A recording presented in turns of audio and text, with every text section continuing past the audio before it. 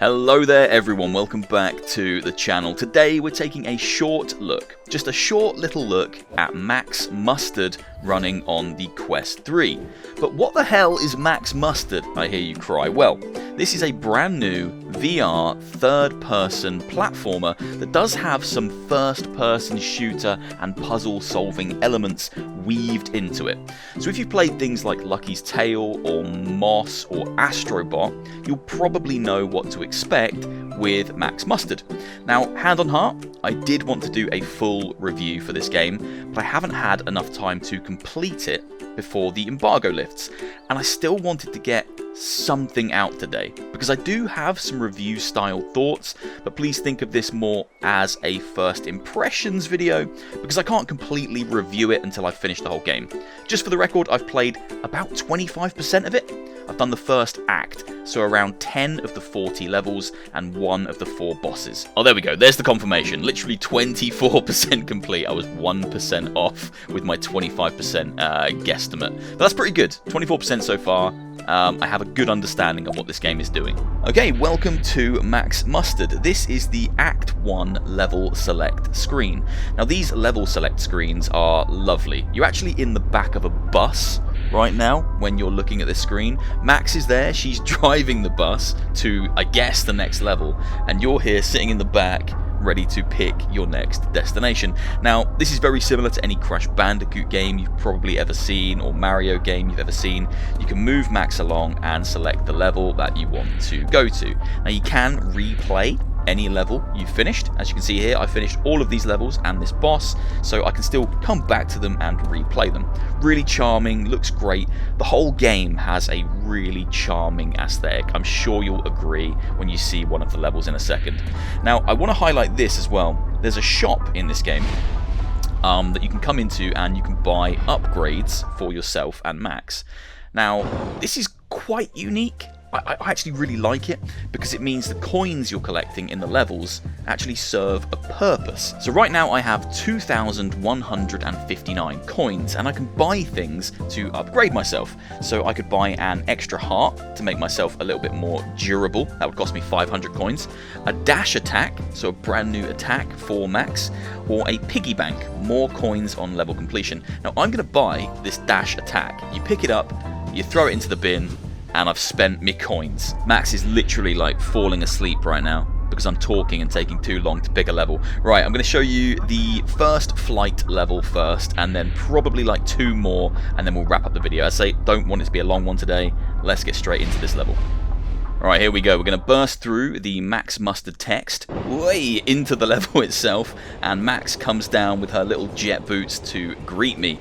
Now, the first time I loaded into this game, the thing I immediately noticed was just how well animated Max is as a character, and just how adorable she is as a character. A really nicely put together VR platforming companion. Like her hair like trailing along behind her, her arms like flailing and stuff in the air, her mouth like gaping open. Really well designed, just like a really nicely designed little character. And if you leave her to idle, a little bit like Sonic and Crash, she'll start to do things. So there you go, she's yawning, she's fed up of my nonsense, she wants me to keep playing.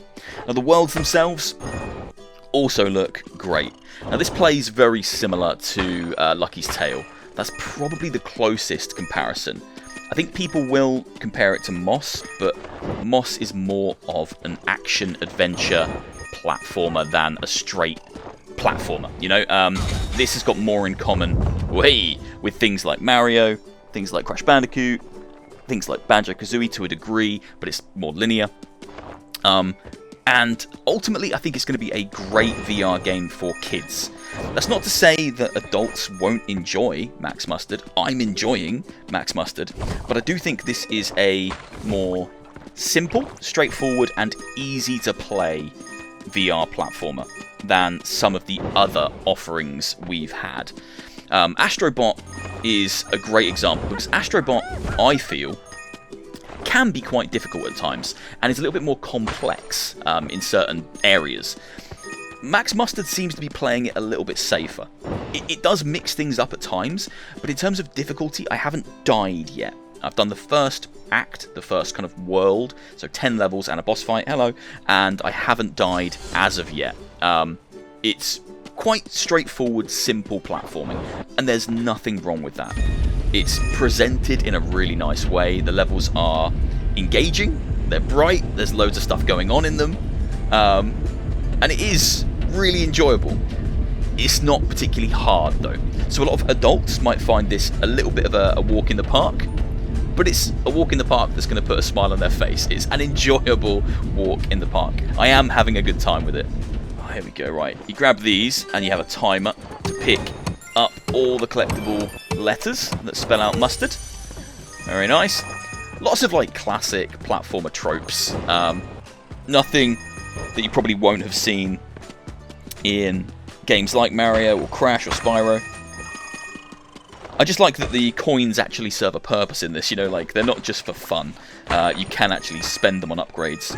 I'm not entirely sure how many upgrades there are to collect, but it's a great little feature. One of the upgrades that I was able to buy was a snap turn for my right controller or the camera, which is interesting. Like normally that would just come as default, but I couldn't snap turn or move the camera when I started playing the game, and then I bought this upgrade, and now I can. So yeah, interesting. It's not something I use though. It feels kind of unnatural to use the snap turn for the camera. I prefer to just literally move naturally as Max moves through the level, because you're getting pushed forward anyway. I mean, look at that. That's such a gorgeous view. I think this game's going to be a big hit with younger audiences. Younger VR players are going to love this. Right, I just got a little upgrade that lets my rocket boots go for bloody ages. Look, she can just like blast off into the sky now. See you later, Max. Actually, don't go too high because we'll probably die or something. Right, let's go through here. Now, each level has, I think, 3 of the little Bulbasaur creatures to save. They're these little creatures that are flying along behind me. Oh my god, they're so far away. Why are they all the way back there? Okay, they're all the way back there. So there's these little Bulbasaur pig plant creatures that you're trying to save. The evil kind of doctor or scientist in this game, he's trying to capture them and take them all away, and you've got to find them and free them on each level. So you've got 3 to find. You can complete the levels without finding them. You just won't get 100% completion, I guess. So that's your objective. That's the thing that you've got to go hunting for to kind of extend the game's life out a little bit. I guess they're a little bit like what were they called in Croc? Legend of the Gobbos, the little furry brown things that you had to collect. Here's one. Here's a little Bulbasaur creature. All right, free him from his cage, and I think they just fly behind me. There we go. How's it going? They look just like Bulbasaur, but with no neck. Although I don't think Bulbasaur has a neck, really. Just like a weird little chunky frog thing. And then you get to the end of the level, and you grab the lever, and you free all the little Bulbasaurs. They do have a name. They're like Mud Puds or something. Pud Mud. They're not called Bulbasaur, obviously. Now, some levels are just little mini-games, like this one here, where it's kind of like a shooting gallery, so I have to try and hit all the targets within 9 seconds, and I get one Mud Pup. That's what they're called, Mud Pups. Now, some of the main levels also incorporate these mechanics, so you get to shoot targets, oh you cheeky bugger, within the levels to solve puzzles or fight enemies. Ah, I've missed it.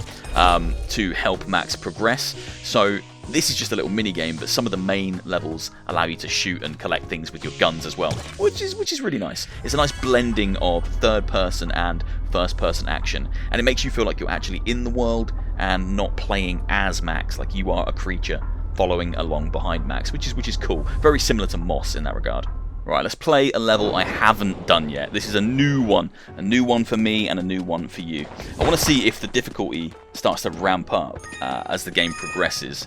I do hope it does. My favourite platformers are usually a little bit difficult. There's a little bit of challenge in them. You know, Mario, as I've got older, the 3D versions of Mario, they're pretty easy at large, but they still have those levels that are just devious, just incredibly challenging. And stuff like Banjo-Kazooie, there's tough stuff in those games. So I do like challenge. When it comes to 2D platformers, my favourite is Super Meat Boy, so, you know, infamous for challenge. So I would like to see this game get a little bit harder, but I don't really have many gripes so far. It's a lovely little platformer. very simplistic, and I do think kids and younger audiences will absolutely love it. Now, I think my only real gripe with this game is a bit of a weird one. The music doesn't have much of a sense of kind of identity. The songs that play in these levels kind of sound like, and I don't mean this in a nasty way, I'm not trying to kind of talk down to anyone who is involved in the music side of things, but like, they sound like the kind of tracks you'd be able to get from the YouTube music library, like kind of free music tracks that are just kind of fine for background noise, but not much else. When you think about games like Mario, and even, yeah, Banjo-Kazooie, oh my god, and most of kind of like the most iconic platformers, Astro Bot has amazing music. The music in those games really lends itself to the game's sense of identity. I can think of, you know, 20 different Banjo-Kazooie songs off the top of my head right now. I can think of Astro Bot songs off the top of my head. I can think of Mario songs. All the songs in here just sound a little bit generic. And a lot of the time, I don't think they fit with the way the game looks. Like right now, this music. I don't know. I don't think it really gels with the visuals of the game. As I say, it is a strange gripe. It's really the only gripe I have. Oh no! Right now, nearly missed that. So yeah, it's kind of a weird gripe to have, but it's basically the only one I really have right now. I really like the game. I would want it to be a little bit more challenging, but yeah, the music kind of doesn't feel like it's as exciting as it should be, and it doesn't feel like it matches the tone of the game. I'd like to hear some more kind of upbeat, exciting, catchy, hummable little jingles, but all the music kind of sounds a bit, yeah, YouTube music library-esque. A little bit kind of, I don't know, a little bit flat, a little bit kind of nothingy, which is strange for such a colourful, charming platformer. Yeah, I don't know. It's a choice for sure. Right, here's one of these sections where you kind of get to play in first person as well. What we're doing, shooting all these explosive barrels. Bugger off, you weird little robot. Right, here we go. Oh, is that tree alive? Oh my god, it's a Deku tree. Why is the Deku tree alive? Okay, hit that. Oh, it's like Angry Birds. Hit that. They're going to the sky. Right, how do I now... Oh! I've done it. I've woken the tree up. See, this kind of stuff is super cool. Wow! He's eating me! That's cool. Right, so now that we've got the gun, it will play into the level more. So I'm still controlling Max in third person, but I can now start shooting in first person as well, although I can't aim for Toffee. Yeah, for me, it really is just kind of like the music that's letting the game down a little bit. Because these tracks as well, they're a bit repetitive, I would say. Come on. Hey, there we go. Oh, just wish it was just a bit more upbeat. It's a strange one. It's not a deal breaker. I don't think most people are going to even care about it. I'm just a bit of a music snob when it comes to platformers, because usually they have such kind of iconic tunes in them, and it becomes a big part of the identity of the game. So, or at least they're the ones I've grown up playing. Take that. Okay, take me to the finish line. Up I go. Oh, I've gone too high. Oh, I missed the bloody blue coin. I messed that right up there. Oh well, at least I got all the little Bulbasaurs. That's all that really matters at the end of the day. Okay, I'm going to leave it here on this boss fight level, because the aesthetic here is very different to the levels I've already shown you. It's a little bit more difficult as well, and of course there's a boss fight at the end, which is nice. Down we go, up we go. So the game does include 4 different boss fights, I believe, and they're spread out across the 40 different levels in the campaign. So there's a lot of content here. It took me probably an hour to do the first world, and the levels are replayable. I didn't have to go back to replay any of them necessarily, because I haven't missed any of the little mud pups.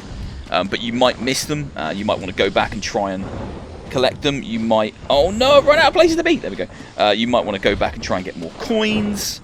So there is replayability here. But yeah, it's taken me about an hour to get through the first act or first world. Oh, I love stuff like that where it opens up. It looks amazing. So I would probably guess 4 or 5 hours to complete the whole game, which is about right for kind of a platformer, like a family-friendly platformer. Right, here we go, boss fight. Now, the boss fight has some pretty cool music, to be honest. This is what I would expect all the game to be like. But it's not. Most of the levels just have kind of like little generic acoustic guitars like playing and stuff. And I don't know, they're not kind of bouncy enough or exciting enough, for me anyway, to accompany this kind of game. But this level, the music's fine. And if the music is my biggest gripe, that should tell you that the game is it's pretty bloody good. And I do think that most people will have a great time with it. Dodge it, over the thing. There we go. Maybe I'm just like a seasoned 3D platformer. I just don't find it particularly difficult. And I get that not all games can be for me as a 37-year-old man. There have to be games that kids can play as well, competently and enjoy. So I'm not too worried about the difficulty being like super easy. I would just prefer it to be a bit tougher. But I understand that this game really is for a younger audience. And I can't be in here like, make all games like Dark Souls. Every game needs to be painfully difficult for me to enjoy them. There we go. Crabman is dead. There we go. That is Max Mustard, or my first impressions of Max Mustard. It is a good VR platformer with some gorgeous, vibrant environments. I think it's going to be super easy for younger players to pick up and enjoy this game. It isn't too difficult. You can use your coins for upgrades, which I really like. It takes place across 40 levels with 4 different bosses.